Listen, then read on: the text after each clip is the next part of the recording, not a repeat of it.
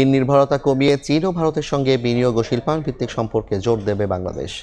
দেশ দুটির কূটনীতিকের সঙ্গে বৈঠক শেষে প্রধানমন্ত্রীর অর্থ ও পরিকল্পনা উপদেষ্টা আরও জানান, ভারতের আধার কার্ডের আদলে দেশীয় ওয়ান সিটিজেন ওয়ান কার্ড চালুর চিন্তা করছে সরকার। এ সময় ভারতীয় হাইকমিশনার জানান, ঢাকা দিল্লির মধ্যে অর্থনৈতিক ও জ্বালানি সহযোগিতা আরও জোরদারে আলোচনা হয়েছে।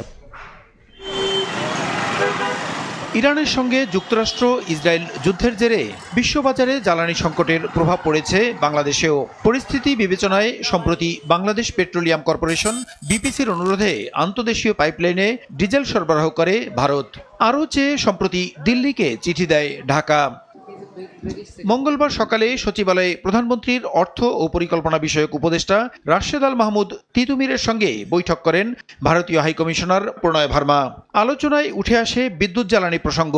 বৈঠক শেষে হাইকমিশনার জানান, ক্রস বর্ডার বিদ্যুৎ জ্বালানি সংযোগ দুদেশের অর্থনীতিতে শক্তিশালী সম্পর্ক গড়ে তুলবে। We discussed our ongoing projects. We discussed future areas of cooperation, how we can build closer connectivity, deepen our economic and energy connection also. এদিন বিকেলে সচিবালয়ে প্রধানমন্ত্রীর অর্থ ও পরিকল্পনা উপদেষ্টার সঙ্গে সাক্ষাৎ করেন চীনা রাষ্ট্রদূত ইয়াও ওয়েন। উপদেষ্টা রাশেদ আল মাহমুদ তিতুমির বলেন, ঋণ নির্ভরতা কমিয়ে চীন ও ভারতের সঙ্গে বিনিয়োগ ও শিল্পায়নের সংস্কৃতি চায় সরকার। দেশের স্বার্থ বজায় রেখেই দুই দেশের সঙ্গে করা চুক্তি প্রকল্পের অগ্রগতি পর্যালোচনা করে সিদ্ধান্ত নেওয়া হবে। আমরা একটা জ্বালানি সংকটের মধ্যে দিয়ে যাচ্ছি।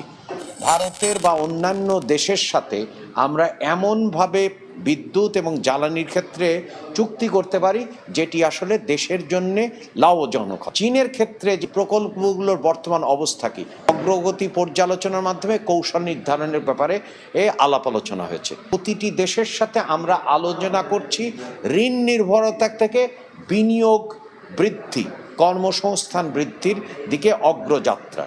ভারতের আধার কার্ডের অভিজ্ঞতা নিয়ে দেশেও ওয়ান সিটিজেন ওয়ান কার্ড চালুর পরিকল্পনার কথা জানান প্রধানমন্ত্রীর অর্থ ও পরিকল্পনা উপদেষ্টা। প্রসূন আশিস, সময় সংবাদ, ঢাকা।